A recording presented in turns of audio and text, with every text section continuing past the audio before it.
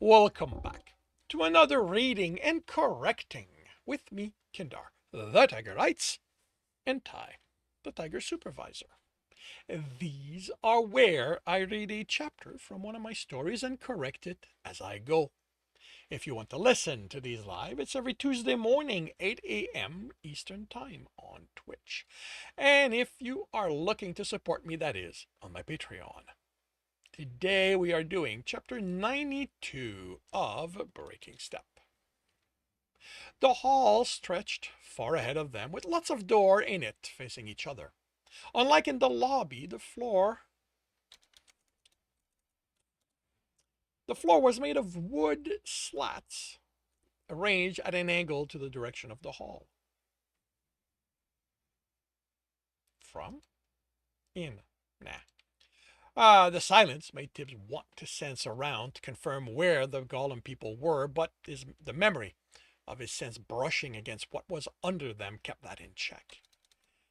Each door had a polished metal plaque next to it with words that had been stamped into them. The letters were Arcanus, but Tibs couldn't tell what it said. Don shook his head when he glanced at him. Did it mean that they were part of the original building, unlike the plaque in the boss room in the permit office? Or were these rooms not important enough overall to bother having the letters say actual words? He removed the dust in the process of checking the floor to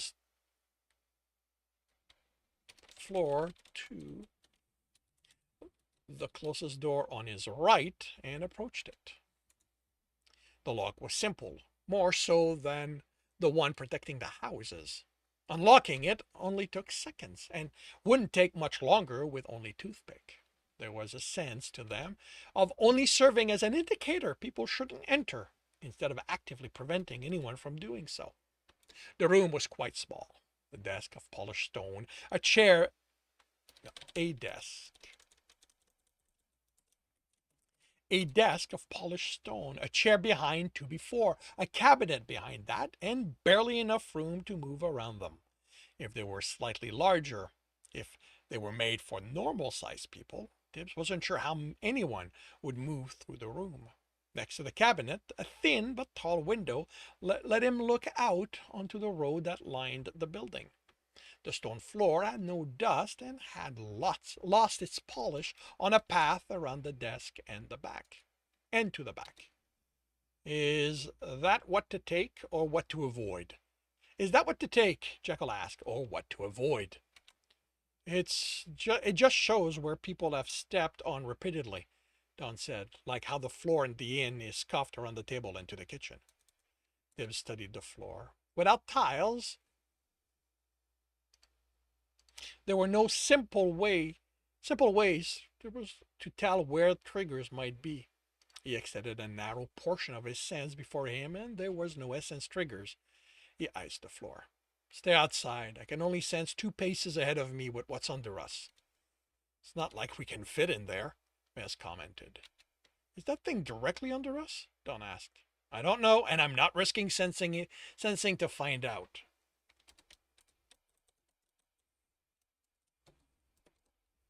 He took his time, conscious that the smallness of the room could be a way to make him be careless.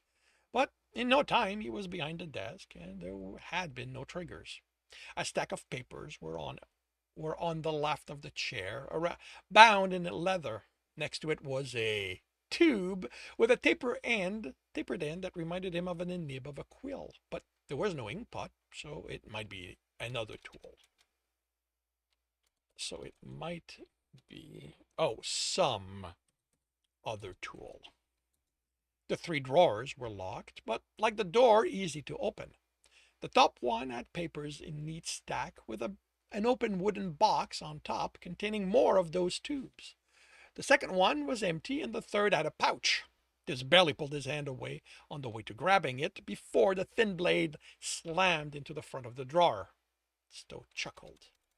Hadn't he just reminded himself not to get careless as he crossed the room? He checked for a second trap before taking the pouch. It contained 7 unstamped silver coins and a small brass key with an odd arrangement of teeth. He put the coins back into the pouch.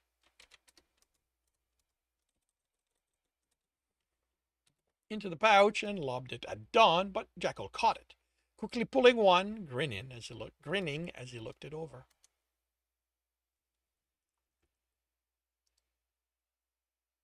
Yeah. Does it mean anything? He asked as he surveyed the cabinet. Tibbs. Tibbs asked as he surveyed the cabinet. He inserted the key in the lock and it clicked when he turned it. With the recent reminder, Tibbs took his time looking for traps. They could be part of the theme, Don offered. Wouldn't every other coin we found be like those then? Mez asked. Tibbs opened the cabinet and looked at the three elegantly worked crystal bottles. One contained a green liquid, one a yellow, and another blue. Tibbs didn't recognize the way the essence mixed in them, but the colors were indicative of what he could expect. Why had Stowe gone back to those instead of continuing with the pastries? They hold a secret, Comdar said, as Tibbs searched for another trap. He found it, but it was deactivated. Sensing, he traced the mechanism to the lock. He filled it with water to understand how it worked. Do you have a sense of what it is? Don asked. That explained why the teeth were so odd. There was a lever the key moved as it was put in, which slipped the panel out of the way, allowing the last three teeth through, and those disarmed the trap. Even knowing those were there, Tibbs couldn't think how he'd get to them with regular lockpicks. Especially getting the entire lock to turn as one. It does not extend beyond this building. More than that, I cannot tell. Are you sensing as far as you can? Tibbs asked, opening the door with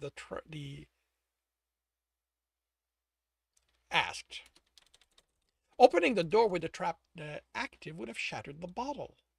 Was that part of the theme, or because the bottle were important to solve this building? Of course. Carefully, he took the bottles as one at a time and placed them on the desk. Can't you sense what's under us then? I cannot. Did this mean Stowe was lying when he said it was an accident and this was targeting him specifically? No. Stowe had mentioned the accident a long time ago, and the them had sounded surprised it had affected him. If no one had expected it, then it had to be the result of having all his elements. Something about that let him sense it. Are we storing those? Don asked. Take the essence one, Jekyll replied. May I ask, Comdar, which one do you want? Which one of you wants the healing? The other can take the stamina one. A quick consultation, and the cleric took the healing one.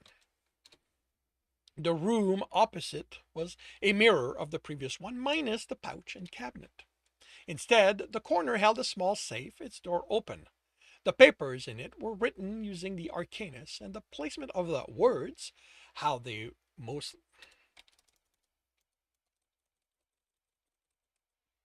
Okay. Of the words, how they mostly looked the same from page to page, along with the embellishment, reminded him of the promises he stole from the brokerage. He stored them in his pouch. Maybe Darren would know the language and tell him if they were worth something. Jackal looked down the corridor. If all the rooms are like this, it's going to take a long time. You're just annoyed there's no one to fight, Mez said. Oh, again, he said, are they in for a surprise? Jekyll stared at the archer.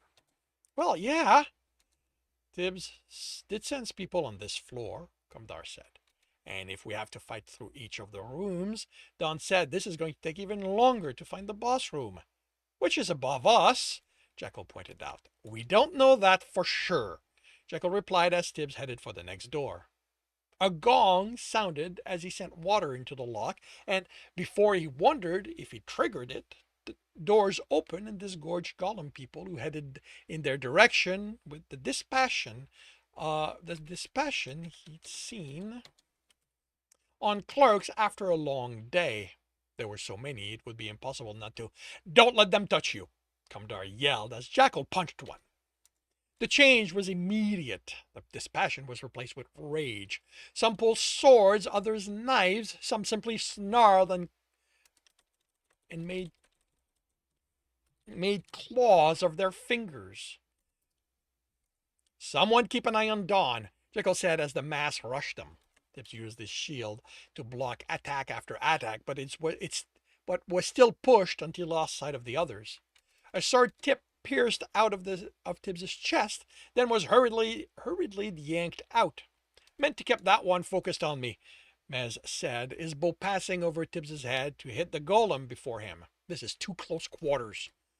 Tibbs suffused himself with earth and shouldered his way through those. Those before him then turned and readied himself for their attack. Instead, they remained focused on the archer, and they were more at Tibbs's back. With a curse, he placed the etching within his forming sword and didn't bother with precision. The golem clerks wore normal clothing, so it easily cut through, and the line left behind on the gray stone-like flesh iced, spreading quickly. He swung as wildly as the clerks tried to claw at him, and he cut slowly slowed.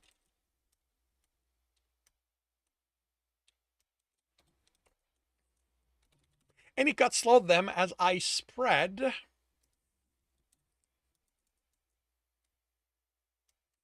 But they stepped on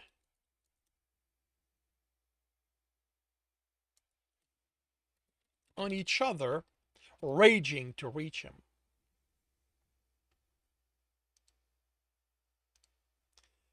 He blocked the knife, slapped the sword aside with his. He wielded etching and sent them at the. He wielded etching and. He wielded etching. Okay. He wielded etchings and sent them at the others, and still more came. Fine. An etching of light, only a little of it, with the filigree of Ike and Fay too. The collision against the wall made his head ring, but the golems weren't there anymore. He shook his head and regretted it. He suffused himself with purity and it cleared. He had to remember there was no delay with that etching. He wanted to make it well away from he wanted to make it well away from him next time. Save the potions and pastries, he told the others. I can heal everyone. He stared at the one golem still standing, unmoving, under the sheen of ice. I managed to only get small cuts, Mess said. I could use your help, Dawn said in a pained tone. Tibs pulled his attention off from the frozen golem. The sorcerer had a hand over his stomach, and the fabric was damp. I hate being this close to the fighting. Tibs had a weave of purity on the injury. Let's confirm that that's on the. While the others confirm they only had minor injury. Yeah. On the wound. While the others confirmed they only had minor injuries.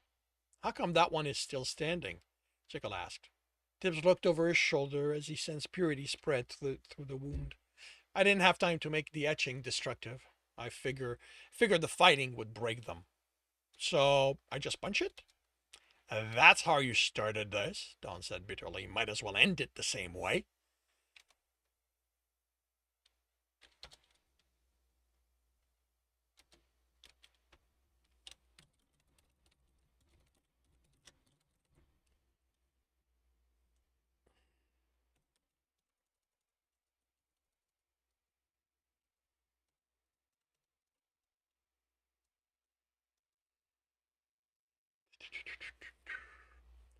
You might as well end it that way.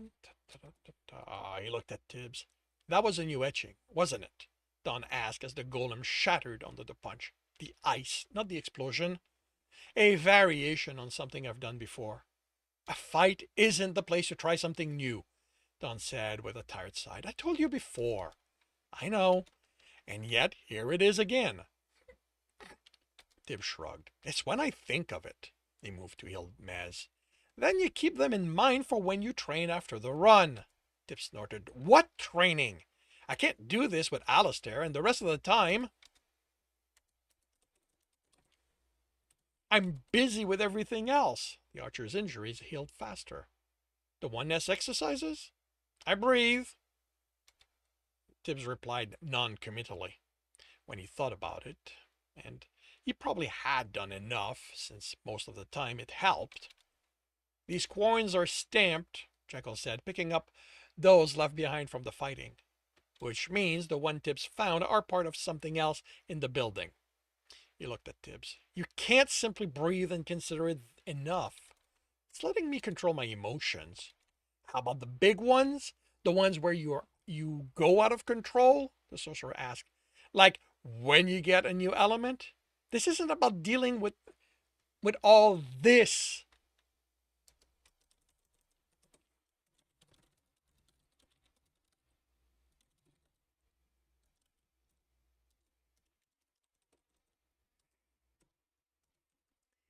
This isn't about dealing with This isn't about dealing with all this emotion around them. It's about learning to maintain control under extraordinary circumstances.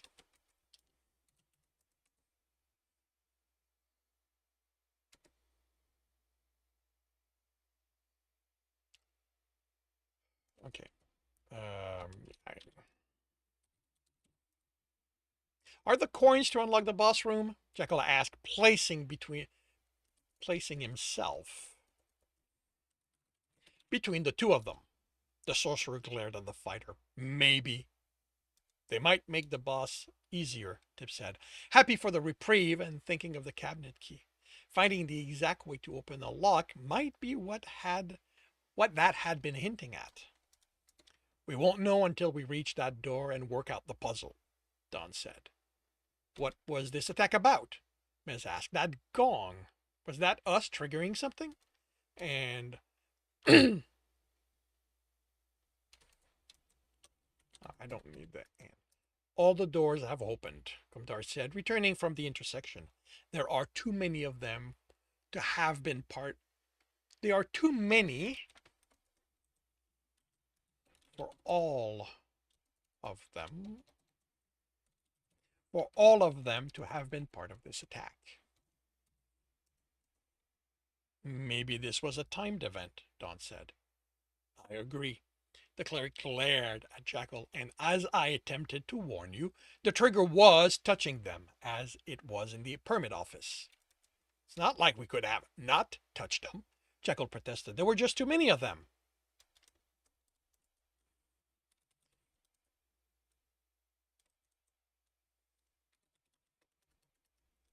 So what decides the time of when the what decides when the gong sounds? The arena uses something like that to make this to mark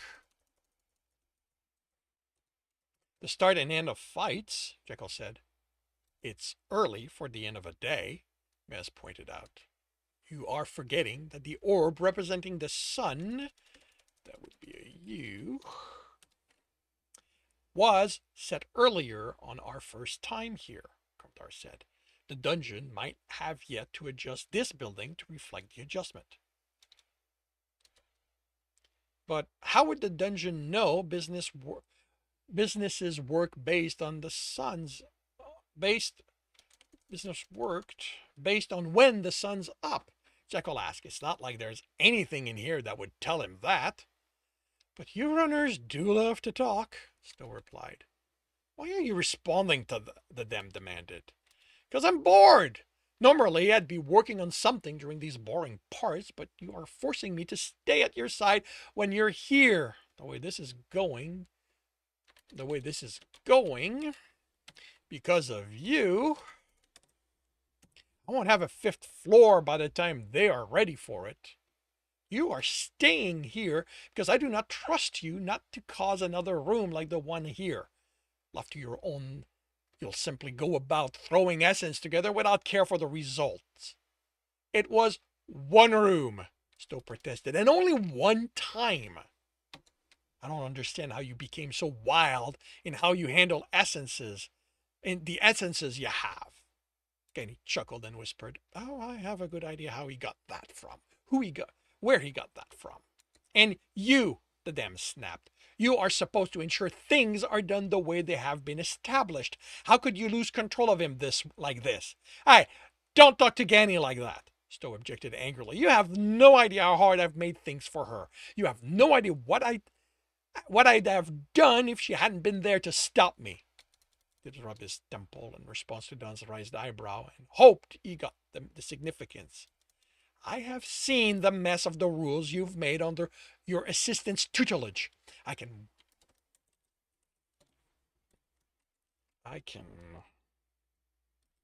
well, imagine what you'd do without. You are this close to me deciding you are wild and ending you. And we're grateful for the opportunity to show that we can work within the rules," Getty said in a placating tone. "But aren't we here to observe this run? Arguing like this made you miss that the fighter and cleric went through a few of the rooms." Dekel exited further, rubbing his wrist. "The drawer was trapped, wasn't it?" Tibbs asked, as Commodore exited another one. "It broke on my wrist, but it still stings. There were 3 of those faceless coins. One in the room I searched." The cleric handed an essence potion to Dawn. "Did it have a trap?" "Indeed." Commodore smiled. "But it was secreted away, therefore plain for me to sense." "I'm the first in the other rooms," Tibbs said, "just to make sure no one gets hurt." And that concludes chapter 92 of Breaking Step. If you are enjoying this, please leave a like. If you want to know when the next chapter is going to be up, subscribe and hit the bell. If you want to read this story and the others in the series, they are up for free on Royal Road, as well as available. Well, book 1 is available on Amazon at this point. If you want to read ahead of what's on Royal Road and support me in the process, that is on my Patreon, where we're about 20 chapters ahead. And if you want to listen to these live, it's every Tuesday morning, 8 a.m. Eastern Time on Twitch. All links are in the notes, and with that, I shall wish you a good day.